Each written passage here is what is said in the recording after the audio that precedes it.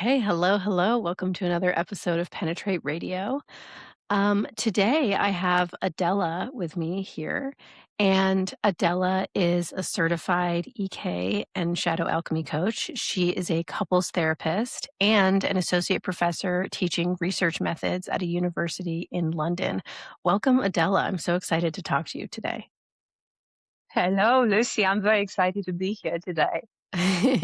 So, Adela, how did we get to know each other? How did we meet? Okay, we met actually. We met 2 years ago when I was in one of your planetary magic classes, Saturn, but we got to know each other much, much better because you're one of my amazing teachers for the EK coaching certification program, Penetrate. And we spent 6 very intense months working together. And it was honestly one of the hardest and also one of the best experiences of my life. Really, that program was. Yes, yes, absolutely. Wow, even after all of your various trainings and Yeah. Yeah, definitely, definitely.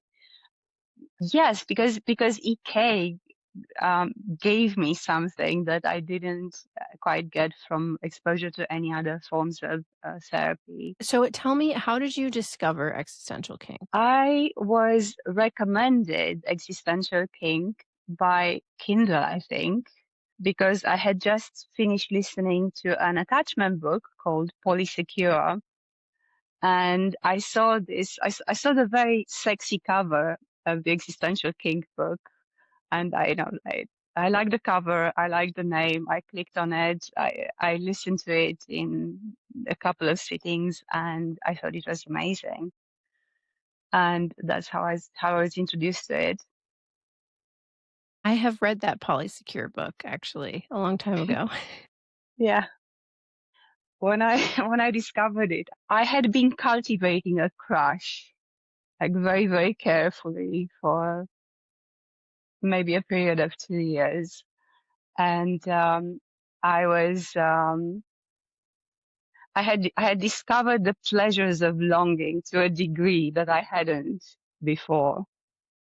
Everything in the book just seemed to resonate that much with so much with my experience, with the pleasures that I had in the longing and the sadness and the lack of fulfillment of this desire that I had for someone else. And it resonated with me very much because I remember even now, I remember being very sad and lonely um, during that time of my life, but seeing myself as some kind of character in a French independent movie. I was listening to sad music. Like I was definitely cultivating this kind of sadness and longing. And I also remember saying to myself very pretentiously, I wear my longing like a perfume. I mean, how ridiculous is that? But also how EK consistent. So when I listened to EK, I was like, yes, this book speaks to me. This book summarizes my experience in a really, really beautiful way. And it just made me look at suffering, my own and everybody else's, in a slightly different way. So that was my impression of EK in a very superficial way. And then and obviously it's a beautiful book. I really enjoyed listening to it because it's so beautifully read by Carolyn. And after that, I started listening to the podcast with Layla, and I was so intrigued by Layla. I couldn't find anything about her online. I was so curious about it. And then I found myself on one of Carolyn's mailing list when you started to advertise Saturn. And I really, really reacted to that change in tone in those emails. And yeah, I felt that you were speaking to me. So I had to sign up for that course and I was introduced to you and Layla as teachers, as an amazing duo of teachers. And I stayed I stayed for Penetrate and for a couple of other really, really cool coaching programs that you offered. And we had a lot of fun. I learned so much from you, from both of you, to the point that when I go about my day and I encounter any difficulties, I can hear your voices in my head. I can imagine what you would be saying about, what's happening in my life. So, yeah, I'm a very, very enthusiastic student of you and Layla. Thank you so much for saying that and sharing that. I'm so curious. So, because you work with couples, and Hmm. I'm curious how you apply EK in your practice, or if you do, and if Mm, so, how?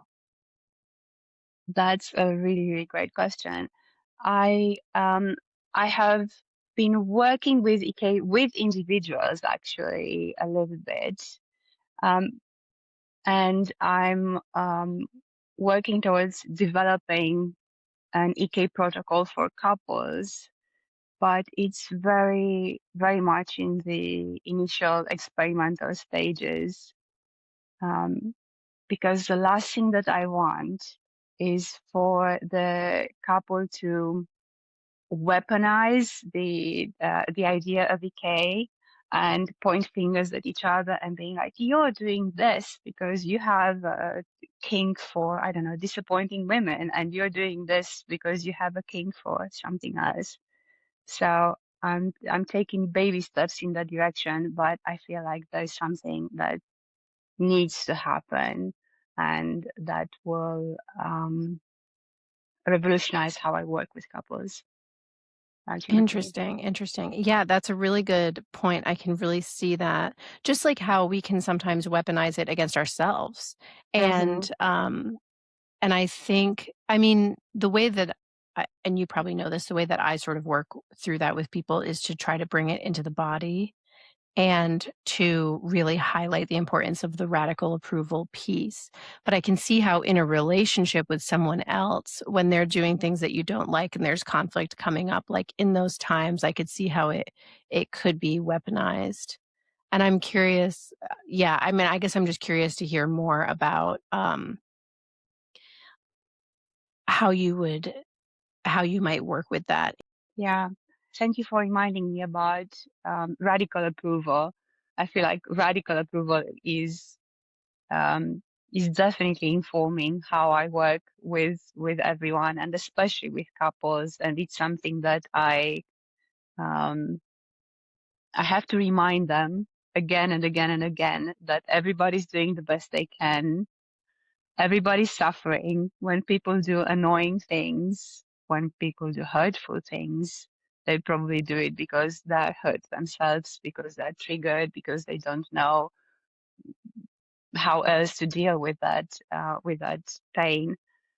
Um, and you are absolutely right that it's always, always a good idea to bring people back to the body, to the sensations in their body, and away from the stories that they tell themselves, and away from the cycle of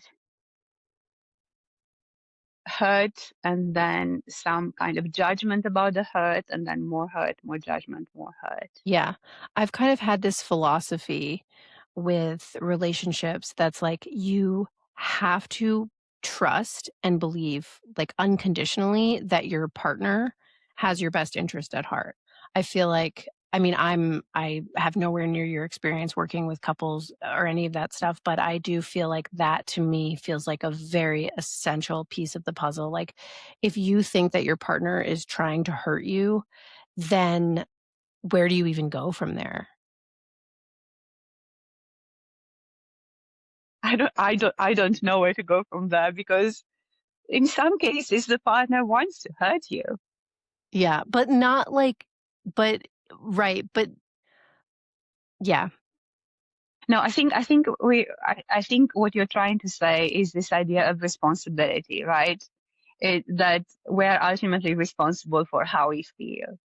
And it's very easy for partners to say, you made me feel this way, Mhm, when in fact it's a little bit more complicated than that. mhm. And yeah, Yeah.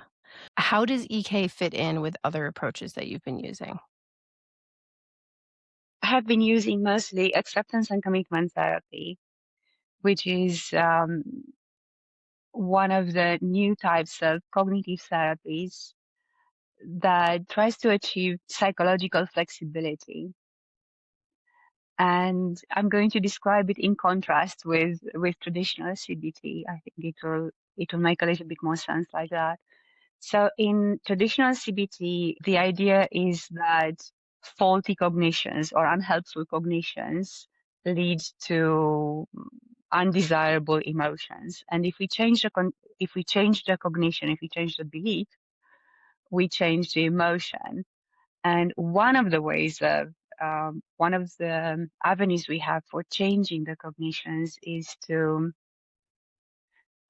examine those cognitions, dispute them, try to find evidence, counter evidence to the cognition. In other words, argue with the cognition, which works well in many, many cases, but not in all of them. And that's how I was even first introduced to acceptance and commitment therapy, to ACT, because I realized that the tools I had at my disposal with traditional CBT were not fit for purpose in cases like OCD, for example, because um, my perhaps unskilled attempts um, to tackle obsession and rumination with these kind of tools backfired. So the acceptance part of acceptance and commitment therapy refers to changing the relationship that we have with our thoughts and with our emotions. And instead of trying to change them, just let the thoughts play in the background like the radio. Let the emotions inhabit us and move through us as energy without fighting them, without arguing with them, without pushing them away. And in this sense, I think it's quite similar. ACT is quite similar to EK, but EK takes this a little bit further. It takes us from merely tolerating the unwanted emotions and sensations to actually finding joy and delight in them. And that is that is a spectacular improvement onto the initial approach, but they also work together very, very nicely. So that's the acceptance part of ACT. The commitment part of ACT refers to our efforts to become the best version of ourselves that we can be. And what can we do to make more aligned choices that are going to take us in that direction, even in the presence of the suffering that is inherent to human condition. Mm, mhm.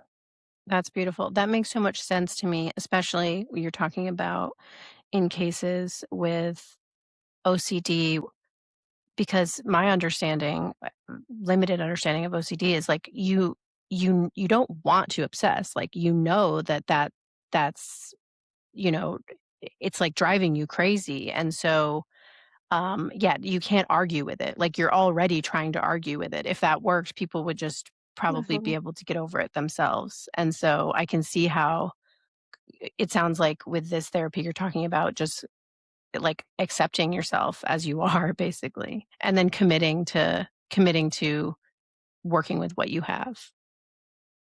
Exactly. And getting in touch with your vision of the best version of yourself and getting in touch with with your values, deciding what kind of life you want to lead, and make choices from that point of view, rather than making choices that are dictated by running away from the painful stuff.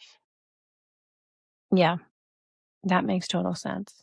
And did you find working with people did you actually work with people with this new method with OCD and have much more, like, success? And Absolutely. Yes. Yes, yes, yes. I'm curious what you're working on now. What am I working on now? I'm such a nerd, and I love bringing together eclectic pieces of information from all the areas that interest me. And I am working on a book that will synthesize the best tools, what I think are the best tools from ACT, from EK, and from a couple of other approaches that are a little bit more esoteric, but very interesting and very useful. Amazing, so you're writing a book. I'm writing a book. I'm also something that I really, really want to do in this world. I um, I think that all the therapists should at least understand EK, ideally be able to use it. I also think that all EK coaches should understand ACT and be able to use it. I think that there's something really, really there's something of value at the intersection between these two approaches that is complementary and very, very powerful. Yeah. So I've been thinking a lot about doing a new round of Penetrate with me and Layla teach, it would be a shadow alchemy certification, coaching certification, which would include all of the same material that we taught in Penetrate. But I am thinking about maybe bringing you in to teach this act because to me, from what I've learned about it from you, it feels like actually a necessary bridge into EK. Like, because one of the biggest concerns that I have with EK, or one of the biggest things that comes up with EK, is people end up gaslighting themselves. They end up, spiritual bypassing. They end up kind of getting really in the head around trying to convince themselves that they like things that they don't like, and that's, I think that having something like ACT as a bridge into EK and just making sure that people who are certified in this like shadow alchemy work are equipped with those tools to work with people, I think that that would be really beneficial. Yes, I accept this invitation. Thank you. Um, I was I was wondering whether you would be interested in doing something like penetrate, how can I put it? Almost like a graduate program for penetrate coaches. See what I mean? Like a part two, like a more advanced Yeah, version of it. maybe. I, I think that would be really cool. Yeah. This is it's food for thought. I will think about that. What else do we want to talk about, Adela? What else do we want to talk about? Let me see. So one of the reasons I really like this combination between ACT and DK is because ACT can give a bit more structure to the whole approach, to the whole coaching process. Um, I noticed that especially new coaches and new EK coaches sometimes struggle with how to structure one session or how to structure a set of sessions. And um, it's easy to, I mean, yeah, it's easy to do the same thing again and again and again, even though it doesn't take you anywhere as a coach. So it's good to know where you're going and to place yourself on a map. Um, but I can just talk about how much I love BK. Like I just, yeah, I love it. I just love it. I love it. And it's an idea that most people will resonate with. This idea that there is a hidden pleasure in everything, in every so-called negative emotion. Like, when you have yin and yang, when you have like the black dot and the white dot, like there is a seed of the opposite emotion in everything. So in grief and sadness, there is a bit of tenderness there. In fear, there is excitement and there is readiness for action.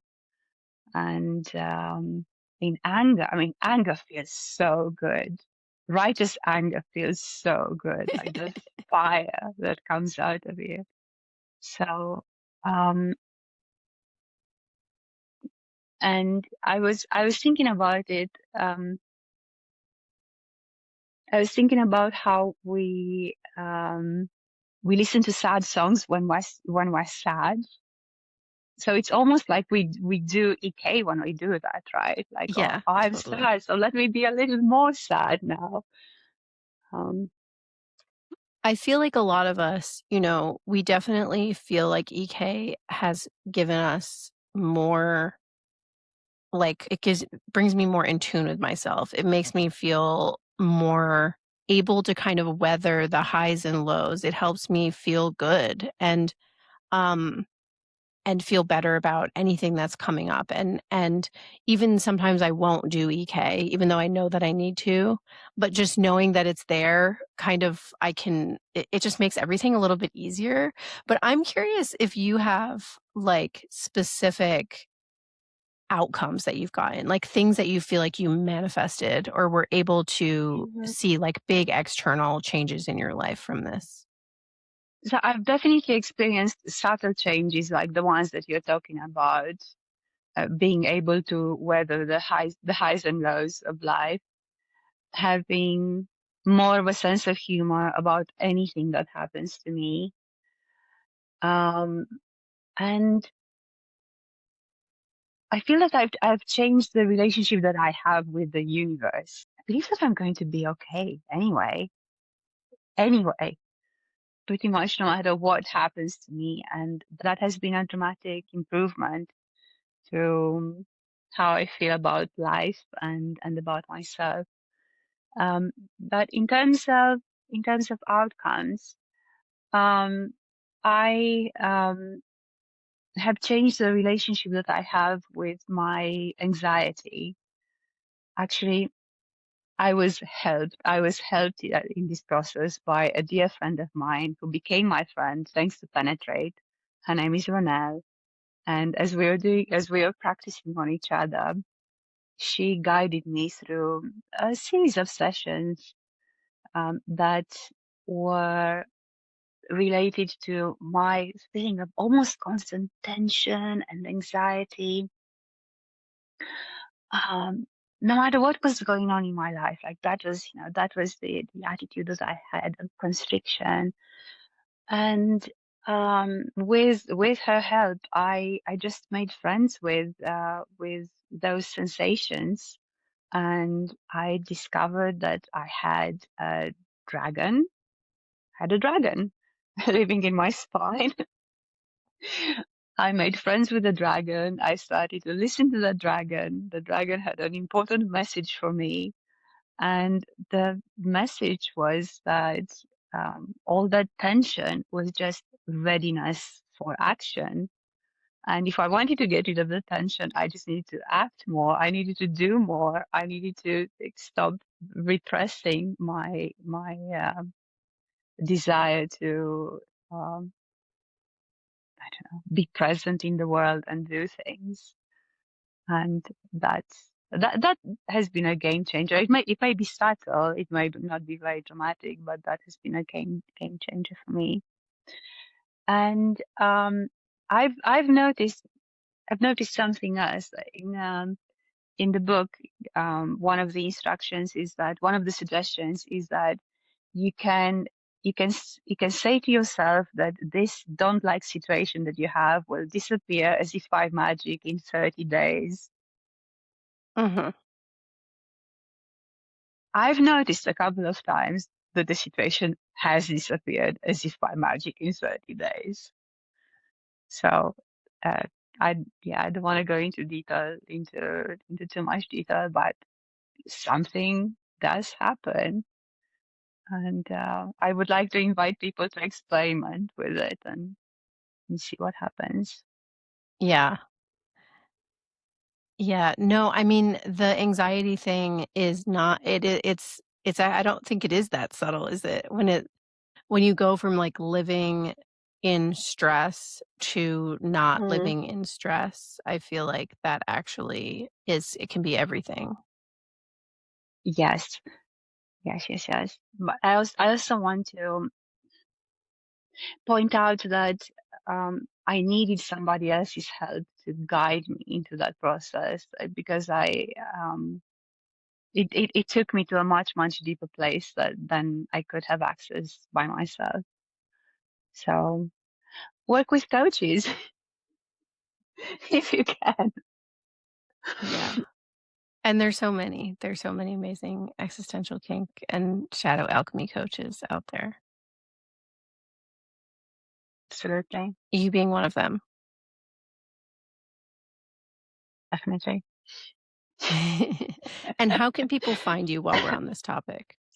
How can people find me? They can find me on Instagram at Dr. Cardinale, Dr. Cardinale, like Claudia Cardinale, and you can find the rest of the links there. Amazing. Yeah. And so you mostly work you have your practice where you work with couples. Do you also take Yeah, on regular coaching clients around EK coaching? I do. So I work both with individuals and with couples. And for anybody who's listening, Adela also has a PhD in attachment psychology or in psychology or studying attachment. So if that appeals to you, she would be a really good match for you. Yeah, I just remembered you asked me a few minutes ago about the potential link between EK and the other coaches that I work with, um, which are attachment and ACT. And I think that what unites these three processes is the emphasis on constriction and expansion. And I can elaborate on that.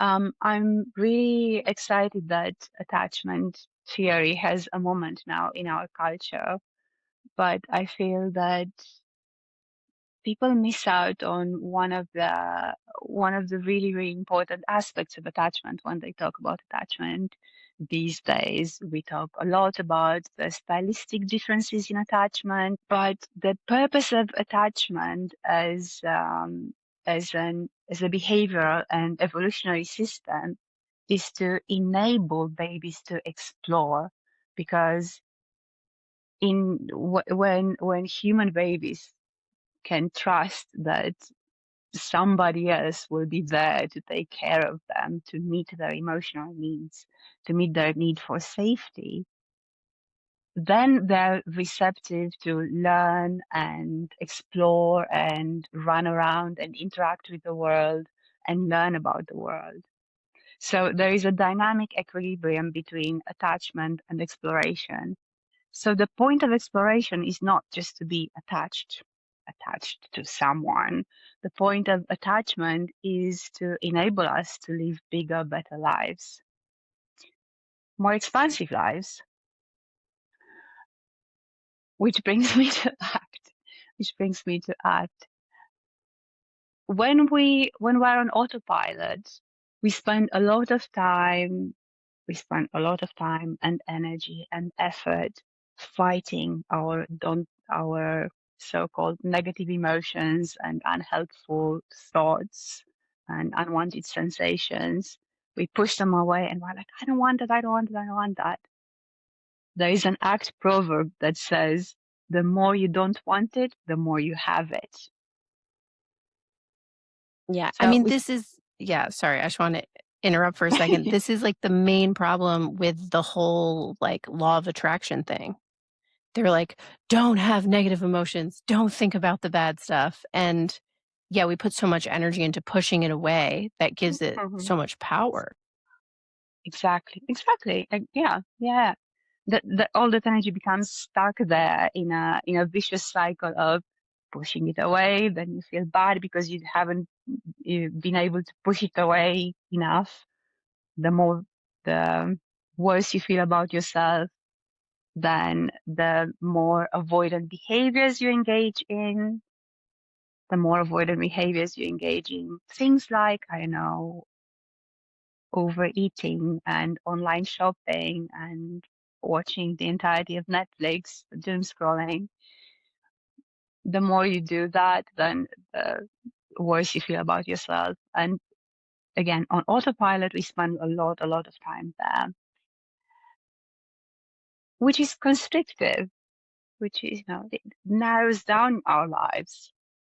While on the other side, there are the behaviors that we could be doing if we are aligned and conscious of our values and if we know where we want to go.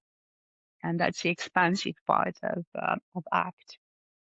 And of course, one of the things I like so much about EK is the ability to free ourselves of this need to push the yucky stuff away and instead face it with courage, with curiosity, and humor.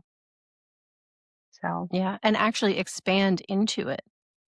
Like, take exactly, up space exactly. in our discomfort and kind of, like, claim it and own it and be like, "You are mine now," and then expand in directions that we've previously been trying to pull away from.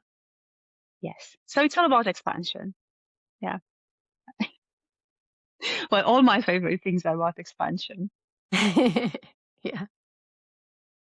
I also have a budding interest in astrology. I hope I'm not losing clients now because I confess this, online. So I have an ascendant in Sagittarius. So it's all about expansion. Mm, mhm. Yep, yep. Well, I've been really I don't know, preparing to teach a program on Jupiter, so and Jupiter is obviously the planet of expansion, so I've been really in that realm lately, and, yeah, framing EK though, I've never thought of it like that in terms of, like, actually expanding into those parts of ourselves and becoming present and conscious in those parts of ourselves that we've been hiding from, trying to, you know, shove away, get rid of, ignore, pretend doesn't exist, compartmentalize, what you name it. There are so many different strategies that we use. Yeah. Yeah. Amazing. So, yeah, so your 3 sort of, like, biggest techniques are attachment, ACT, and EK. Yes, but I would say that I have an eclectic approach.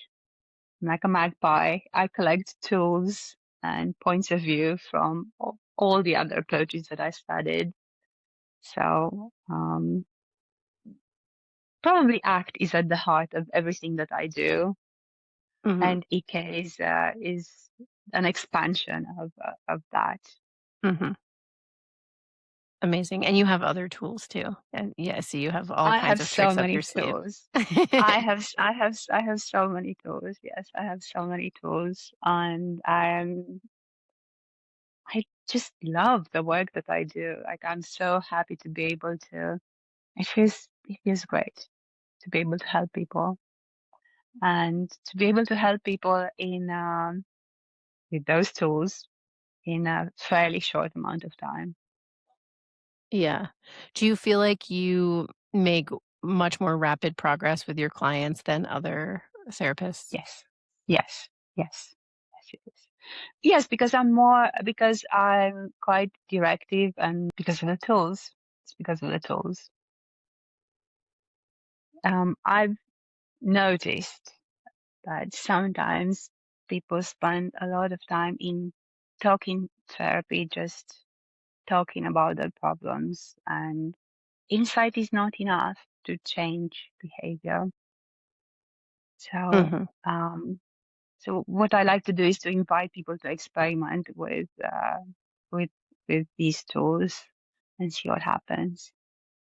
Yeah, that reminds me because when you were talking about the story of working with Ronell and finding that part of yourself, I was actually thinking about and my guess is that you didn't spend any time figuring out where that part came from or why it was there, and instead just worked with it.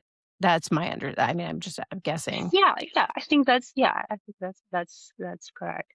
Yeah, because that's what was useful in that moment. Like sometimes it is useful to examine where a story came from, and then I don't know, maybe time travel to it and do something interesting with it.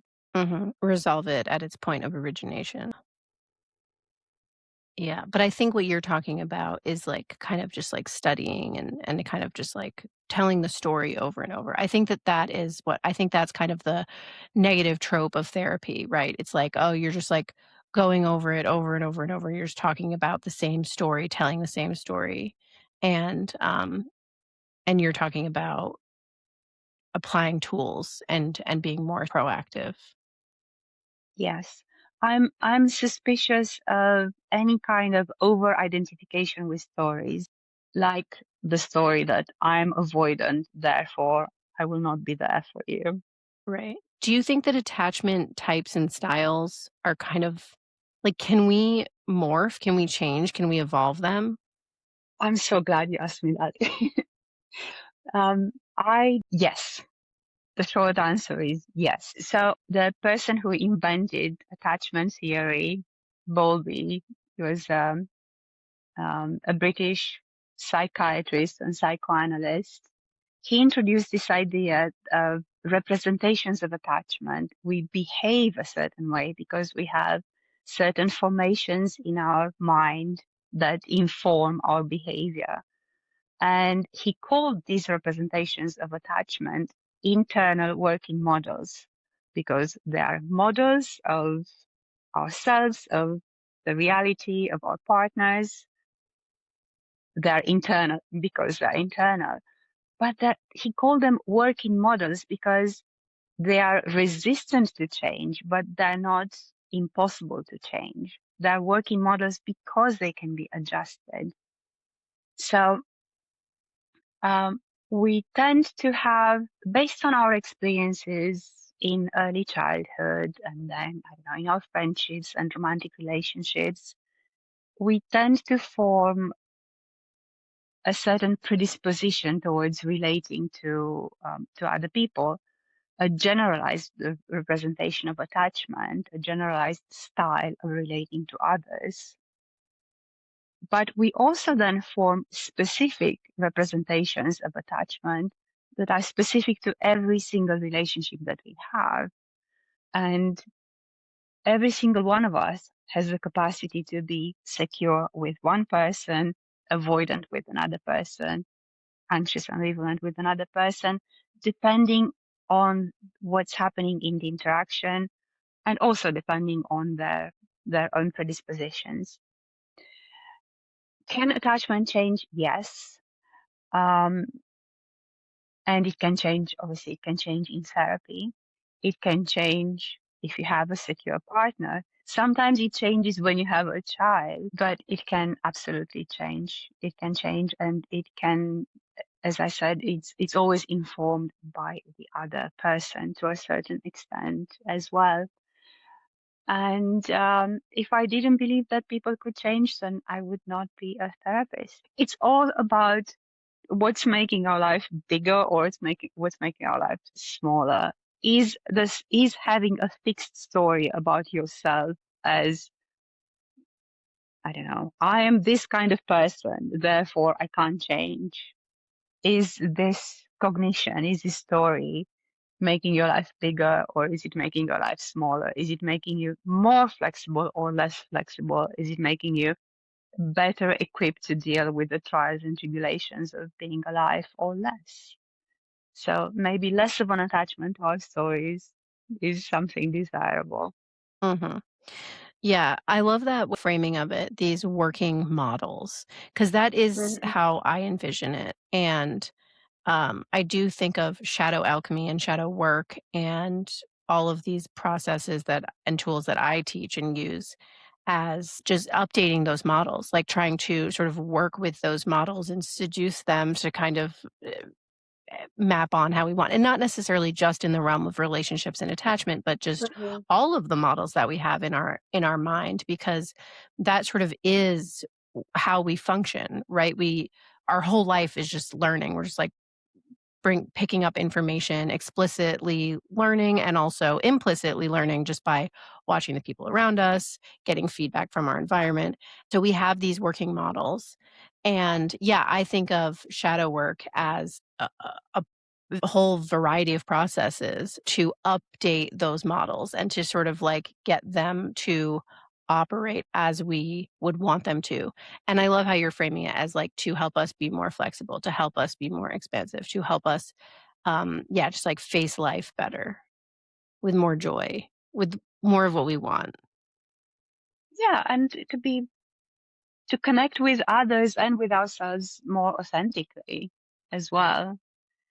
Because again, when we're over identified with our suffering or with stories of suffering and unease, it's very difficult to it's very difficult to notice the people around you. It's very difficult to be present in your life. So Amazing. Are there any last words of EK wisdom that you want to impart to our dear listeners? mm, no, I don't know. I mean, being alive is really interesting and challenging. Why not make it erotic and fun? Yes, that is a good question. Amazing. Well, so, dear listener, there is a link in the description where you can find Adela, and I hope that you will follow her and get in touch. Thank you so Thank you much. so much, Lucy. Thank you. Thank you. It's been a pleasure. Thank you so much. Thank you so much for listening to another episode of Penetrate Radio. I have a free guided existential kink practice. If you are somebody who is new to this work, if you're new to EK, if you haven't read the book, if you're just not a reader, or if you need a refresher, you can get this. You can download it right now for free and use it to learn how to do EK and just follow along as a guided practice. It is meant for beginners. So I just want to let you know that that's available, and you can find it at the link in the description. Also, in the link in the description, you can find more information about our membership Dominion, a field of radical approval. Dominion is less than the cost of a single manicure each month, and it's just a wonderful place to do this work in community. We have seen time and time again that being witnessed and witnessing others in this work is wildly helpful and validating. The last thing I want to mention is that a lot of our guests talk about the coach certification program Penetrate that they went through with myself and Layla. I want to let you know that we are going to be offering that same program again in 2027. And you can find a wait list in that same link if you're interested. In getting information about that when it becomes available. And I think this goes without saying, but if you see anyone else offering a program called Penetrate that is also a coach certification program related to this kind of work, that is absolutely not the same program that Layla and I have taught and that the people in this podcast are talking about when they talk about our coach certification program, Penetrate. So I just wanted to make that super clear. Layla and I share a lot of hard-won wisdom through that program. So if we're not the ones teaching it and offering it, then it is definitely not the same program. Thank you so much for listening to another episode of Penetrate Radio, and I will see you in the next one. Ciao.